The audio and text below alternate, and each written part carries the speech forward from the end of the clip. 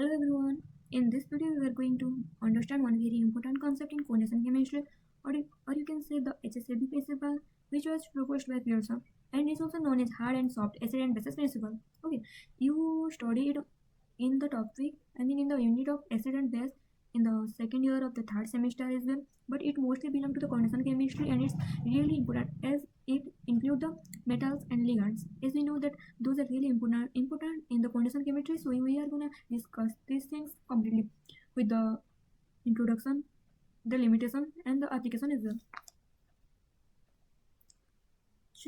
तो चलो ये क्या कहता है देखते हैं. Based on the tendency of ligand Lewis phase and metal ion Lewis acid to form stable complexes, the metal ions and ligands have been classified by Pearson into two categories. देखो metals ions जो भी हैं वो सब hard acid and soft acid, मतलब metals जो भी हैं वो लोग सब एसिड्स की कैटेगरी में जा रहे हैं, एंड जो भी लिगैंड्स हैं वो सब बेसिस के कैटेगरी में जा रहे हैं. But there are some acid and base which are neither too hard or too soft. Such species are called borderline acid and bases. But वहाँ पे ऐसे भी कुछ लाइक स्पेसिस हैं जो कि एसिड बोले भी नहीं जा सकते या फिर बेस भी नहीं बोला सकते, वो ज़्यादा हार्ड है ना ही सॉफ्ट है, तो उन लोगों को हम बॉर्डरलाइन एसिड एंड बेसिस के हिसाब से जानते हैं. And according to Pearson a given reaction is favourable if the product from in the reaction is either a hard acid hard base or a soft acid soft base. देखो इन दोनों में reaction होगा तो ये फिजिबल होगा, and in दोनों में रिएक्शन होगा तो ये फिजिबल होगा, मतलब hard acid hard base, soft acid soft base. But अगर यहाँ पे ये हो जाएगा तो ये नहीं होगा. Okay, hard acid and soft base reaction करके कोई भी स्टेबल कंपाउंड फॉर्मेशन नहीं कर सकते, या फिर ये भी soft acid and hard base भी कभी भी रिएक्शन करके वो स्टेबल नहीं हो सकते. तो इसलिए हार्ड एसिड के साथ hard base and soft acid के साथ सॉफ्ट बेस ही फॉर्मेशन कर सकते हैं रिएक्शन करके. ओके, तो ये एक एग्जाम्पल देखो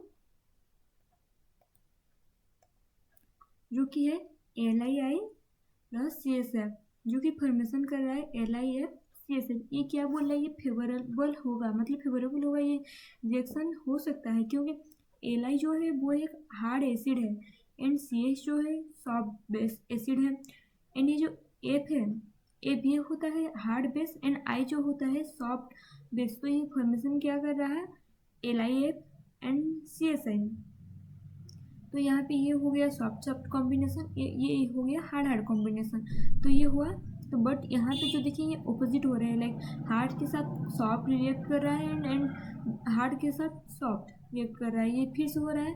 तो ये फेवरेबल नहीं होगा, ये कंपाउंड कभी भी ये स्टेबल नहीं हो सकता, बट ये स्टेबल हो सकते हैं. ओके, तो अगर एग्जाम में मोस्टली तो लॉन्ग क्वेश्चन आता है, मतलब कि 8 मार्क्स के या 6 मार्क्स के आ जाते हैं, तो हमें यहाँ पे उसका characteristic like hard acid and soft base in सबका हमें कैरेक्टरिस्टिक भी इंक्लूड करना होगा, एंड एप्लीकेशन एंड लिमिटेशन भी थोड़ा बहुत, तो इसलिए हम वो भी आज डिस्कशन कर लेंगे. ओके, देखो ये हो गया characteristic of hard acids. Sorry, acids metals and acts as acceptor. ये लोग कैसे एक्ट करेंगे, एक्सेप्टर्स के थ्रू कि जैसे एक्ट कर रहे हैं अल्काली मेटल आयंस. कुछ एग्जांपल देखो, mostly alkali metal ions and alkali earth metal ions are known as hard acid. Okay, and are mostly high charge.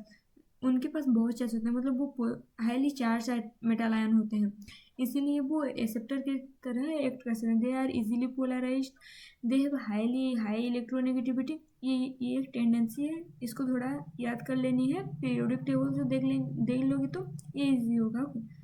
तो चलो ये अभी आया ये characteristic of soft acid. Okay,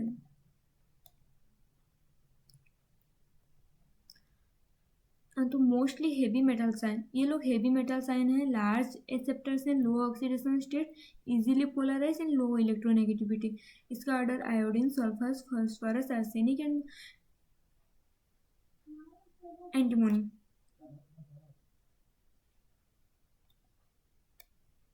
तो ये आया अभी हार्ड बेस के ऊपर.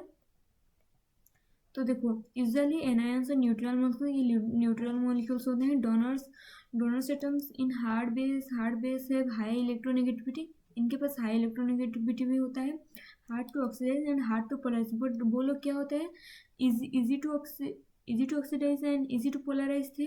यहाँ पे देखो एग्जाम्पल, मोस्टली देखो माइनस चार्ज है, तो ये लोग बेस में जा रहे हैं, हार्ड बेस में। तो अब आया हमारा soft bases. Okay, soft base are usually anions and neutral molecules. देखो ये दोनों सेम है। हार्ड इज मतलब ये हार्ड बेस में एंड सॉफ्ट बेस में ये फास्ट लाइन सेम है। Have low electronegativity, donors atoms are highly polarized, can be easily oxidize. Okay, ज़्यादा ये डिफिकल्ट भी नहीं है, थोड़ा लिंक करके पढ़ोगे तो ये हो जाएगा। नेक्स्ट आया हमारा एप्लीकेशन। देखो रिएक्टिविटी एंड स्टेबिलिटी हमने तो देखा था, मतलब ये फास्ट में भी हमने कि मेंशन करी थी कि ये रिएक्टिविटी कैसे जाता है। अगर ये मेटल एंड हार्ड के साथ हार्ड रिएक्ट कर रहा है तो स्टेबल होगा, सॉफ्ट के साथ सॉफ्ट होगा तो स्टेबल होगा। बस इतना ही, ये बहुत इंपॉर्टेंट है एंड बहुत इजी भी है। आपको ये आराम से याद हो जाएगा, मतलब इजीली याद हो जाएगा एग्जाम हॉल में, तो ये इसको आराम से इंक्लूड कर लेना। Okay, occurrence of metal ions. Some metals occur as carbonates, oxides, and fluids in nature. In Mg2+, some metals occur as sulfides.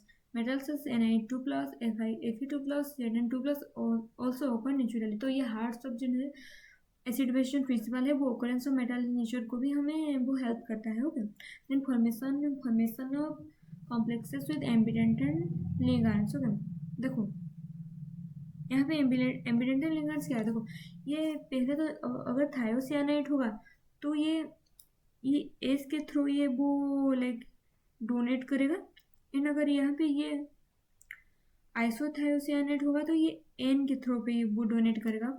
तो अगर एस पे हो रहा है तो ये सॉफ्ट बेस होगा, एंड अगर एन के थ्रू पे डोनेटेड हो रहा है तो ये हार्ड बेस होगा। ये दो टाइप का होता है, ये बहुत इंपॉर्टेंट है। ओके, सेकंड वाला ज़्यादा इंपॉर्टेंट नहीं है, फर्स्ट वाला तो इजी होगा, ये थर्ड वाला इंपॉर्टेंट है, इसको याद कर लेना। अरे poisoning of catalyst contains short metal centers are poisoned by substances like CO, CN- और P containing ligands। देखो यहाँ पे हमारे बहुत सारे कैटलिस्ट होते हैं जो कि पॉइजन भी होते हैं, because of and mostly soft metals जो ना होते हैं ना, वो लोग ज़्यादा पॉइजनिंग होते हैं, तो वो भी हमें हेल्प करता है, मतलब वो देखने में कि कौन सी पॉइजन है या नहीं है, hard basis soft base. Because वो सॉफ्ट वाले को एक साइड में वो डिवाइड कर देता है, जिससे कि हमें पता चल जाता है कि वो यहाँ पे सॉफ्ट है, सॉफ्ट मेटल सेंटर से, एंड वो पॉइजन है या नहीं। लाइक कैटलिस्ट इनमें से ये लोग जो है ना, ये लोग सब पॉइजन के हिसाब से लाइक वर्क करते हैं। Then biological sensitivity and toxicity, तो फोर्थ एंड ये वाले काइंड ऑफ सेम है, बट फिर भी देख लेते हैं। Okay, HCl principle helps why certain heavy metal are toxic. से वो लोग क्यों कुछ मेटल्स टॉक्सिक हैं, लाइक ऐसे में वो हमें वो उसमें हेल्प करते हैं। तो अब आया लिमिटेशंस ऑफ HCl प्रिंसिपल।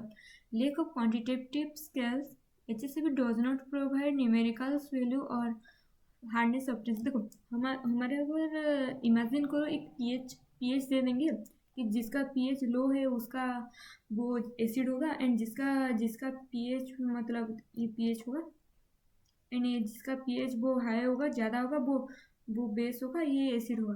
तो हमें पता चलेगा कि क्या कौन कौन से, मतलब देखो यहाँ पे HCl होगा और यहाँ पे कोई बेस होगा, तो हम कैसे मतलब डिफाइन करेंगे कि कौन कितना ज़्यादा है। इसलिए ऐसे में वो ये लोग कोई स्केल हमें प्रोवाइड नहीं किए, तो हमें ये कि कितना हार्डनेस है क्या सफनेस है हमें वो नहीं जान सकते। तो ये एक लिमिटेशन। Ignore solvent effect.